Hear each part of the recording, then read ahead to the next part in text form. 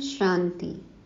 20 नाखूनों का जोर लगाकर रूहानी पढ़ाई पढ़ने वाले सभी गॉडली स्टूडेंट्स को गॉडली मॉर्निंग और 5 सितंबर शिक्षक दिवस की बहुत बहुत बधाई। कितने भाग्यशाली हैं हम कि स्वयं भगवान हमारे सुप्रीम टीचर हैं। तो क्या गुरु दक्षिणा देंगे हम? उनके समान बनकर, उनकी मानकर तो देंगे ना सभी ऐसा रिटर्न। आज की मुरली में सुप्रीम शिक्षक हम बच्चों का ध्यान हमारे संग साथ, हमारी कंपनी की तरफ खिंचाते हैं। अब हमें सत्य की पहचान हुई है तो एक सत बाप का ही संग करना है और अपनी उन्नति करनी है।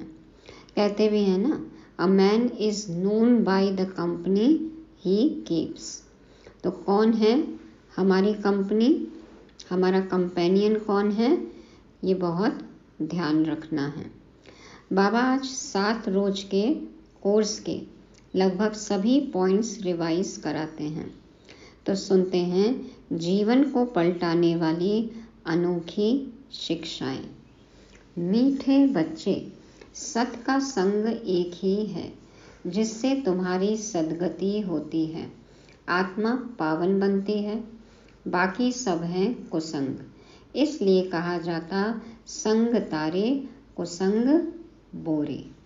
संग तारे, सत का संग है, अच्छा संग है तो बाबा कहते हैं तार देता है, पार ले जाता है, और कुसंग होता है तो हमें डुबो देता है। भक्ति मार्ग में भी ये हम सुनते आए।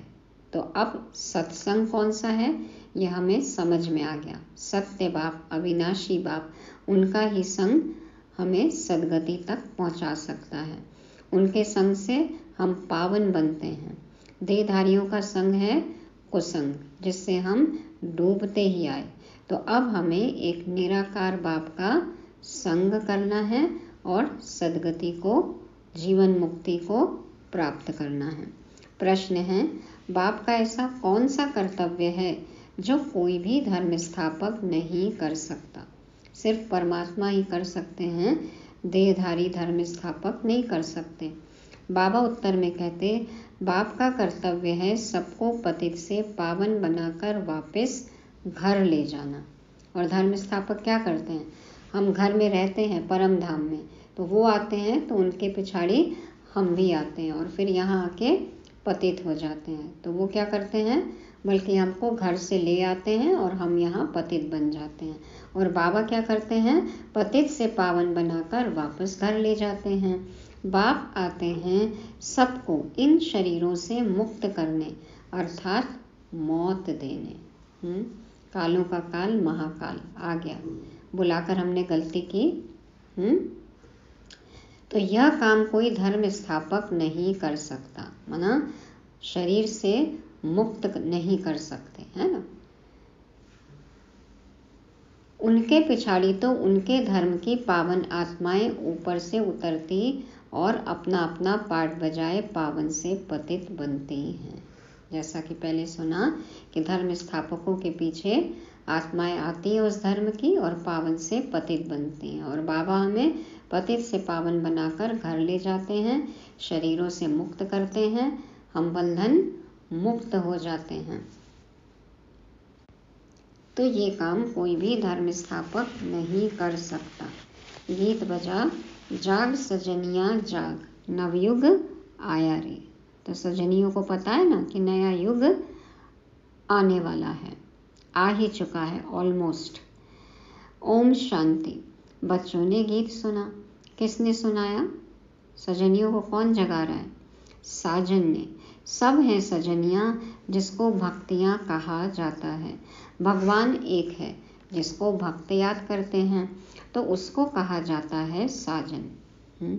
शिव साजन के लिए 16 सोमवार का व्रत रखते हैं ना, तो देखो शिव साजन आ गया। भक्त कहने से मेल अथवा फीमेल दोनों उसमें आ जाते हैं। तो सब हो गई सीताएं। राम एक है, भक्त अनेक हैं, भगवान एक है। उस भगवान को कहा जाता है परम पिता। लौकिक बाप को परम पिता नहीं कहेंगे, वह है लौकिक शरीर देने वाला पिता। परम पिता है परम धाम में रहने वाला, सब आत्माओं का पिता। हर एक मनुष्य को दो बाप हैं, एक लौकिक, दूसरा पारलौकिक बाप। लौकिक बाप का जन्म बाई जन्म वर्षा अलग होता है। हर एक जन्म में बाप अलग अलग रहते हैं। तुम विचार करो, कितने जन्म लेते हैं, कितने बाप मिलते होंगे? मैक्सिमम कितने मिलते हैं? 84। हाँ, 84 जन्मों में जरूर 84 बाप और 84 माँ मिलेंगे। हर जन्म में एक ही लौकिक बाप और एक ही माँ रहती है। दूसरा बाप है परमपिता परमात्मा। परंतु सतयुग त्रेता में कभी ओ गॉड फादर कह याद नहीं करते। हे परमपिता परमात्मा मेहर करो, ऐसे कभी नहीं कहते। इसलिए समझाया जाता है सतयुग त्रेता में एक ही बाप होता है। फिर द्वापर कलयुग, जिसको भक्ति मार्ग कहा जाता है, वहाँ सबको दो बाप हैं। मेल अथवा फीमेल, सबको दो बाप हैं। पारलौकिक बाप को याद करते हैं क्योंकि यह दुख धाम है। दुख धाम में दो बाप, सुख धाम में है एक ही बाप। हमारे पास अभी कितने बाप हैं? 3 बाप। तो लौकिक, अलौकिक और पारलौकिक। तो बाबा कहते हैं कि दुख धाम में दो बाप, सुख धाम में है एक ही बाप। यहाँ तो एक लौकिक बाप है, दूसरा फिर सबके दुख निवारण करने वाला बाप है, जिसको सभी याद करते हैं कि इस दुख से छुड़ाओ, रहम करो। और कोई बाप नहीं है? बापूजी नहीं है? सबसे बड़ा रुपया, बाप बड़ा ना भैया। देखो, कहते हैं ना, पैसा ही माई बाप है अभी तो बाबा कहते हैं कि जिसको सभी याद करते हैं कि इस दुख से छुड़ाओ, रहम करो। आधा कल्प है दुख धाम, आधा कल्प है सुख धाम। सतयुग है नया युग, कलयुग है पुराना युग। बाप कहते हैं अब हम सतयुग नई दुनिया की स्थापना कर रहे हैं। कलयुग पुराने युग का विनाश होना है। कलयुग के बाद फिर सतयुग आना है। कलयुग के अंत सतयुग के आदि को कल्प का संगम कहा जाता है। यह है कल्याणकारी युग, क्योंकि पतित से पावन बनना होता है। सबसे अच्छा संगम युग। इसी युग में हम ऊपर चढ़ते हैं, बाकी युग में तो नीचे गिरते ही आए ना। तो ये कल्याणकारी युग है, इसमें हम पावन बनते हैं। कलयुग में है पतित मनुष्य, सतयुग में है पावन देवताएं। बाप समझाते हैं कि यह आसुरी रावण संप्रदाय है। हर एक के अंदर 5 विकारों की प्रवेशता है। उसको कहेंगे Ravan omnipresent, god omnipresent नहीं। रावण सर्वव्यापी है, भगवान नहीं है सर्वव्यापी। 5 विकार प्रवेश हैं, इसलिए इनको पतित दुनिया कहा जाता है। सतयुग त्रेता को पावन दुनिया शिवालय कहा जाता है। शिवालय, शिव प्लस आलय, आलय माना घर। तो शिवालय क्या है? जहाँ शिव बाबा रहते हैं, परम धाम। और जिस घर की स्थापना करते हैं, सतयुग की स्थापना की ना, तो उसको भी शिवालय कहेंगे। जिस तन में आते हैं, ब्रह्मा तन, वो भी शिवालय। मंदिरों में शिवलिंग है, वो भी शिवालय। और क्या है शिवालय? मधुबन शिवालय, बाबा का सेंटर शिवालय। और क्या है शिवालय? हमारा मन शिवालय। हाँ, मन में है ना, मन में बसे हैं ना शिव। तो बाबा कहते कलयुग है वेश्यालय और सतयुग त्रेता पावन दुनिया है शिवालय। तो शिव परमपिता परमात्मा आकर नव युग की स्थापना करते हैं। बाप समझाते हैं अब जागो, नवयुग अथवा सुख धाम का समय अब आया है। लक्ष्मी नारायण का राज्य आ रहा है। यह है ही राजयोग। यह कोई कॉमन सत्संग नहीं है। एक होता है सत्संग, दूसरा होता है झूठा संग, कुसंग। तो निराकार परमात्मा का संग है सत्संग, बाकी देहधारियों का संग है कुसंग और झूठा संग। संग तारे कुसंग बोरे। किसका संग तारे? सत का संग तारे कुसंग बोरे। सत तो एक ही बाप है, उनको कहते हैं पतित पावन आओ। वही आकर पावन बनाते हैं आधा कल्प के लिए। फिर माया रावण आकर आधा कल्प पतित बनाती है। ऐसे नहीं, बाप ही पतित बनाते हैं। अभी है ही रावण राज्य। जब तक सत बाप न आए तब तक सत्संग नहीं। 63 जन्मों से जिस सत्संग में जा रहे थे वो सत्संग था ही नहीं। अनुभव होता है ना, कंपेयर कर लो। तो बाबा थे ही नहीं तो सत्संग था ही नहीं।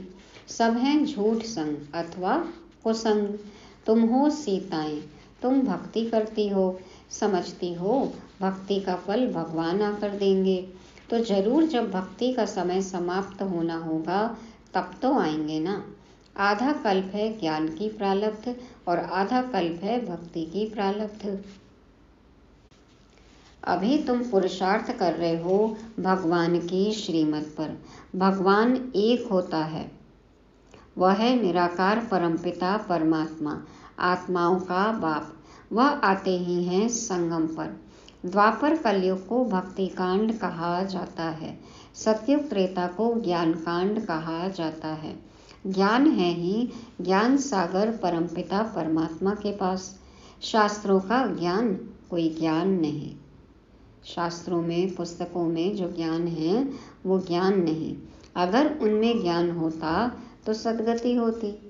भारत जो हीरे जैसा था अब है नहीं। फिर बाप बनाते हैं। अब तुम हीरे जैसा बन रहे हो। तो हीरा पहनना है या बनना है? भल पहनो, लेकिन लक्ष्य हो बनने का। तुम्हारा जीवन पलट रहा है। होता है अनुभव, पलटा है जीवन। आत्मा दैवी गुण धारण कर रही है।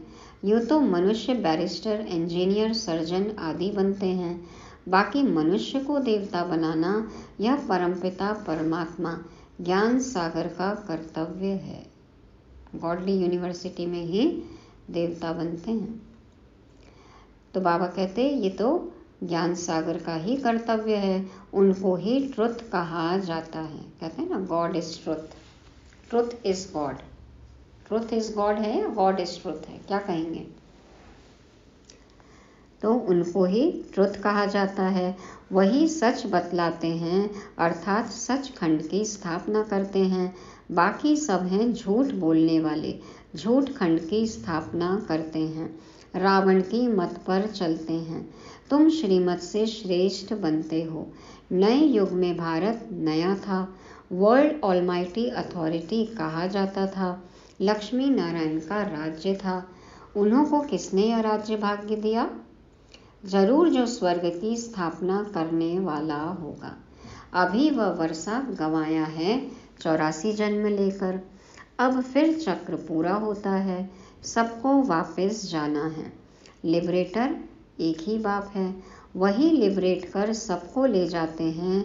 इसलिए उनको कालों का काल भी कहा जाता है। कालों का काल महाकाल, सबको दुखों से छुड़ाते, लिबरेट करते ले जाते हैं। बाप कहते हैं अब तुम्हारे 84 जन्म पूरे हुए, अब वापस चलना है। यह सृष्टि का चक्र कैसे फिरता है सो बाप बैठ समझाते हैं, अर्थात त्रिकालदर्शी बनाते हैं।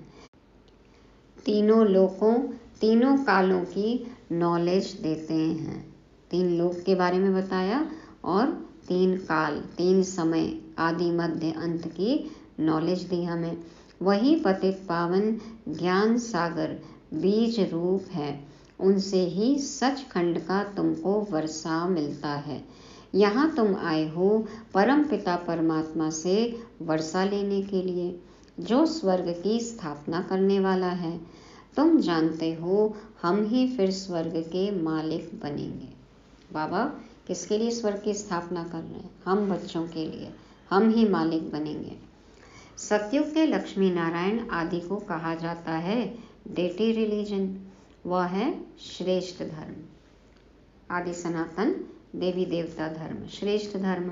उन्हों का धर्म भी श्रेष्ठ है तो कर्म भी श्रेष्ठ है। क्यों? क्योंकि धारणा मूर्त है ना। श्रेष्ठ आचरण है, वहाँ भ्रष्टाचारी कोई नहीं रहते। द्वापर कलयुग में फिर एक भी श्रेष्ठाचारी नहीं रहते। क्यों हुआ ऐसा? बाप को भूलने के कारण ही बुरी गति होती है। फिर बाप आकर पतित से पावन बनाते हैं। धर्म स्थापक कोई पतित से पावन बनाने नहीं आते। पतित पावन तो एक ही बाप है, वही सच्चा गुरु है। बाकी वह तो आकर अपना धर्म स्थापन करते हैं। ऊपर से पावन आत्माएं आती हैं, फिर पतित बनती हैं। इस समय सब पतित हैं। सबको पावन बनाना बाप का ही काम है, वही पतित पावन है। गुरु नानक ने भी उस सतगुरु की महिमा की है। एक ओंकार निराकार, कहते हैं ना, मनुष्य से देवता किए करत न लागी वार। तो इस पुरानी दुनिया के विनाश लिए ही यह महाभारत लड़ाई है। बाकी ऐसे नहीं, तुमको लड़ाई के मैदान में ज्ञान देते हैं। कुरुक्षेत्र का मैदान, ये हमारा कर्म क्षेत्र, ये है कुरुक्षेत्र। इसमें बाबा हमें आकर सच्ची सच्ची गीता सुनाते हैं कि कैसे हम पांडवों को अपने विकार, ये जो कौरव हैं ये विकार हैं, कैसे इन पर हमें जीत पानी है। तो ये है महाभारत, है ना। अभी मन मन में महाभारत। तो ज्ञान देते हैं बाबा।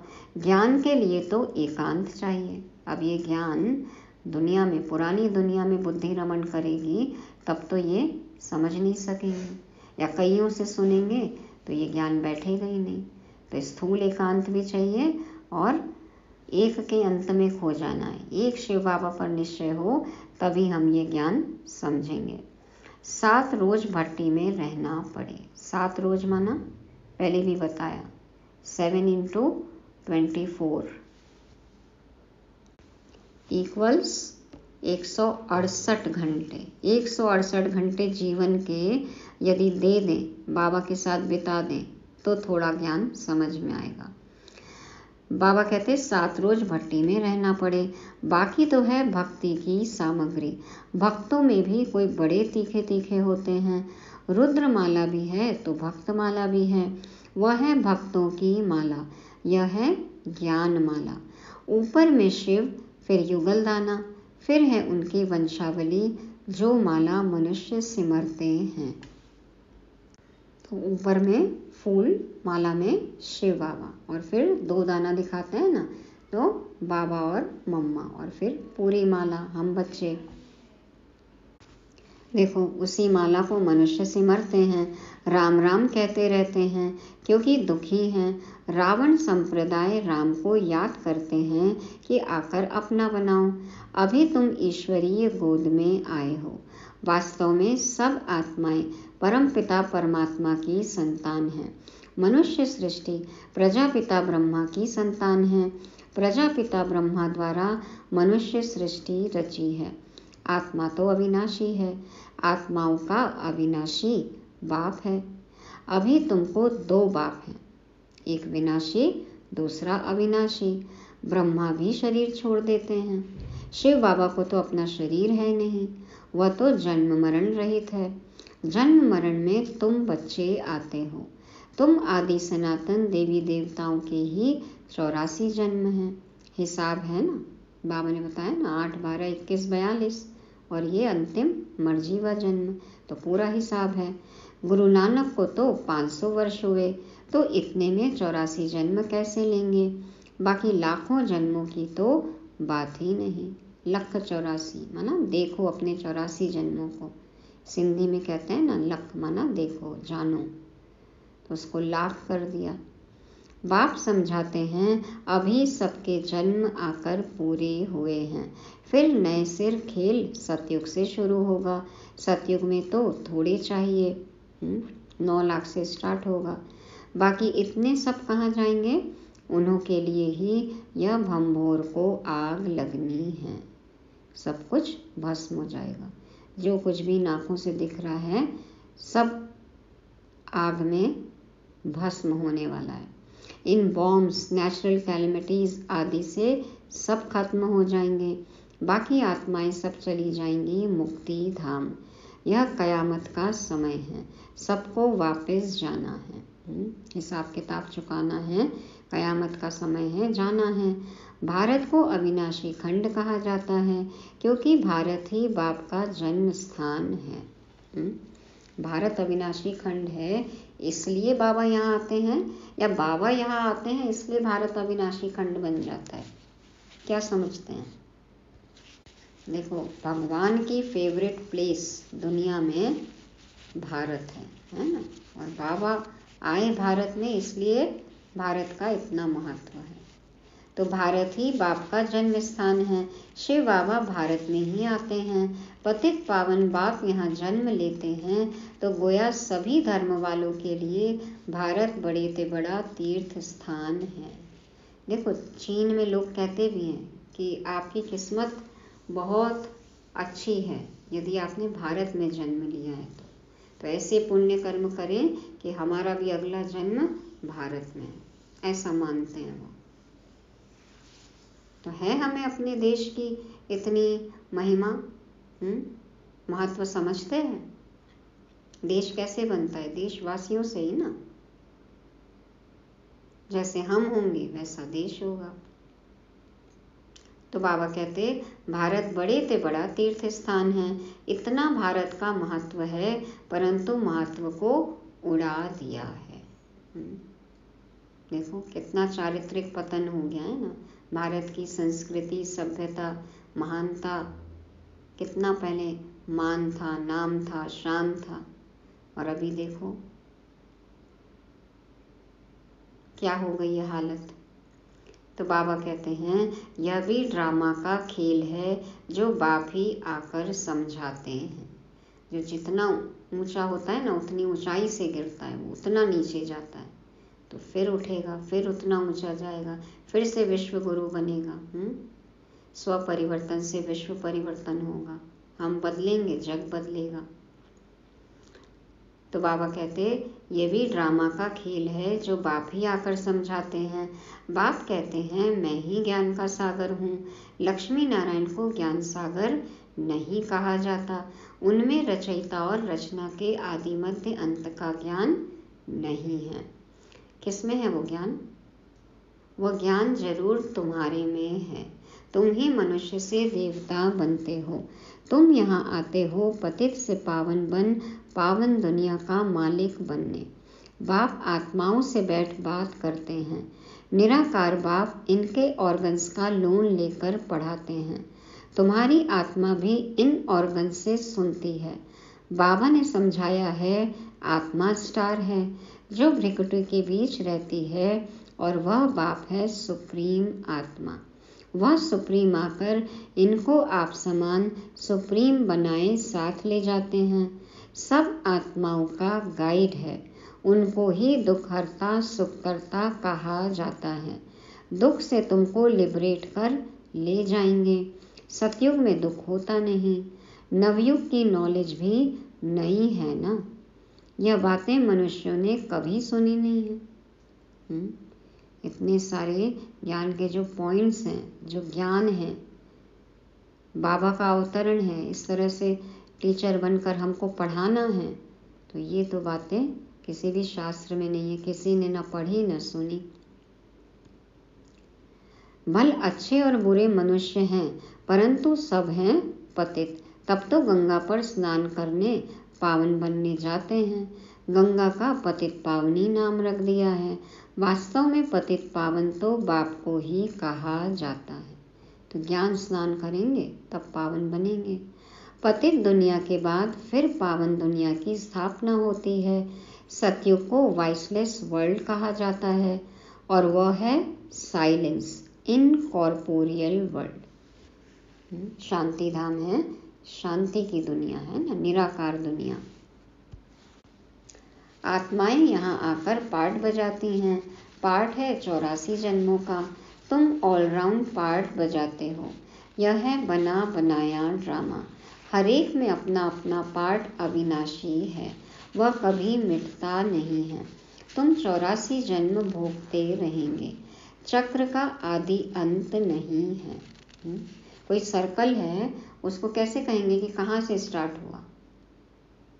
आज एक सर्कल ड्रॉ करना हो, ड्रॉ कर लिया, अब बता सकते हैं कि किस पॉइंट से स्टार्ट हुआ और कहाँ खत्म हो। तो चक्र तो घूमता ही रहता है ना, ना आदि है ना अंत है। ड्रामा कब शुरू हुआ यह प्रश्न नहीं उठता, न आदि है न अंत है। सतयुग आदि सत है भी सत, होशी भी सत। सतयुग जो शुरुआत है वो सत्य है और है भी सत्य, था भी सत्य और फिर आगे होगा भी सत्य, है ना।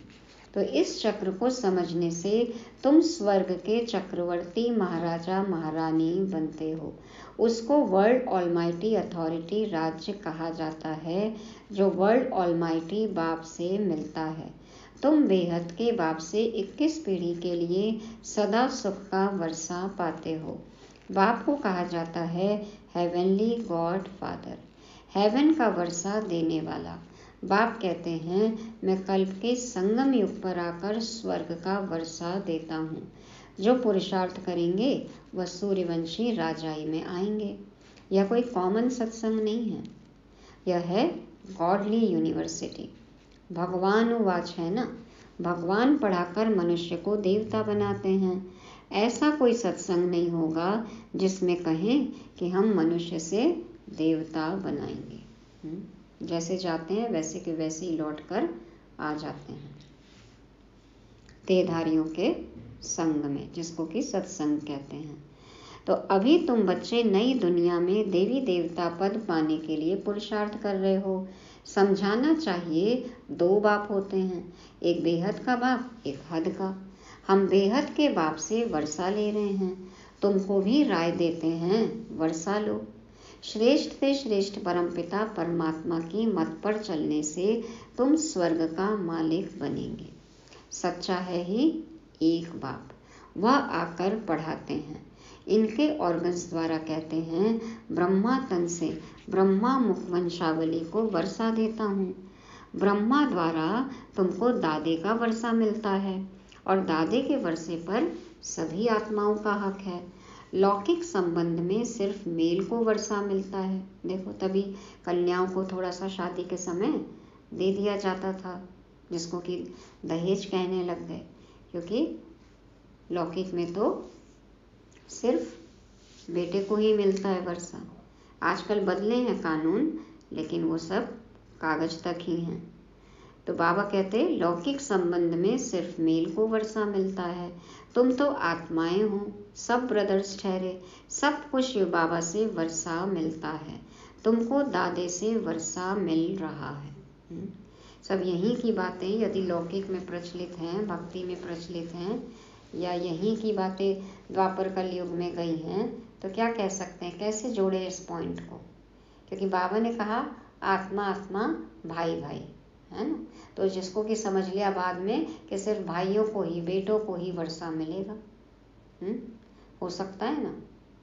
तो बाबा कहते हैं कि लेकिन बाबा तो आत्मा आत्मा भाई भाई बोले ना, भले ही मेल तन हो फीमेल तन हो, लेकिन भूल गए हम, और हम सिर्फ भक्ति मार्ग में द्वापर से बेटों को ही विरासत देने लग गए। तो बाबा कहते हैं तुमको दादे से वर्षा मिल रहा है। बाप कहते हैं हम तुमको मंदिर लायक बनाते हैं। मनुष्यों में देखो क्रोध कितना है, एक दो का विनाश कर देते हैं। देख ही रहे ना क्रोध की पराकाष्ठा। अभी तो यह है वेश्यालय, शिवालय था सो फिर अब बनना है। परम पिता परमात्मा शिव आकर शिवालय बनाते हैं। हमारा मन शिवालय होना चाहिए। वेश्यालय से लिबरेट कर फिर गाइड बन सबको वापस शिवालय में ले जाते हैं। सभी अपने पुराने शरीरों से मुक्त हो मेरे साथ चलेंगे। सब घर जाएंगे और फिर सतयुग में आएंगे। जाग सजनिया जाग, नवयुग आया। अच्छा, मीठे मीठे सिकीले दे बच्चों प्रति माता पिता बाप दादा का याद प्यार और गुड मॉर्निंग। रूहानी बाप की रूहानी बच्चों को नमस्ते। हम रूहानी बच्चों की रूहानी बाप दादा को याद प्यार, गुड मॉर्निंग और नमस्ते। शुक्रिया बाबा, शुक्रिया। धारणा के लिए मुख्य सार। पहला पॉइंट, दैवी गुण धारण कर स्वयं के जीवन को पलटाना है। सच खंड में चलने के लिए सच्चे बाप से सच्चा रहना है। दूसरा, एक सत बाप के संग में रहना है। मनुष्य से देवता बनने की पढ़ाई अच्छी तरह पढ़कर बेहद का वर्षा लेना है। वरदान है, हर एक के स्वभाव संस्कार को जान। टकराने के बजाय सेफ रहने वाले मास्टर नॉलेजफुल भव। हर एक के स्वभाव संस्कार को जान, टकराने के बजाय सेफ रहने वाले मास्टर नॉलेजफुल भव। बाबा कहते, कोई भी बात को छोटा या बड़ा करना यह अपनी बुद्धि पर है। कोई भी बात होती है, कोई कहता है छोटी सी बात है और कोई कहता है नहीं इतनी बड़ी बात है, तो ये तो अपनी अपनी सोच समझ अपनी बुद्धि की बात है ना। तो बाबा कहते हैं कोई भी बात को छोटा या बड़ा करना यह अपनी बुद्धि पर है। कोई बात का साइज होता है क्या? जबकि एक दो के स्वभाव संस्कार को जान गए हो तो नॉलेजफुल कभी किसी के स्वभाव संस्कार से टक्कर नहीं खा सकते। और इतने वर्षों से हम जिनके साथ रह रहे हैं या जिनसे हमारा संपर्क है, तो उनके स्वभाव संस्कार को हम समझ चुके हैं, तो फिर कैसे टक्कर खाते हैं? जैसे किसको पता है कि यहाँ खड्डा है व पहाड़ है, तो जानने वाला कभी टकराएगा नहीं, किनारा कर लेगा, है ना। कितना अच्छा उदाहरण दिया बाबा ने कि जब पता है कि यहाँ गड्ढा है या यहाँ पत्थर पड़ा हुआ है तो हम रास्ता बदल लेते हैं, किनारे कर से चले जाते हैं, उस चीज़ से किनारा कर लेंगे। ऐसे आप भी किनारा करो, अर्थात अपने को सेफ रखो। किसी काम से किनारा नहीं करो, लेकिन अपनी सेफ्टी की शक्ति से दूसरे को भी सेफ करना, यही किनारा करना है। अब ये नहीं कि उस इंसान से संबंध ही न रखें, नहीं, पता है कि उनका स्वभाव संस्कार ऐसा है, तो फिर टकराहट में न आए। तो सेफ्टी की शक्ति से खुद भी बचें और कलह क्लेश से उनको भी बचाएं।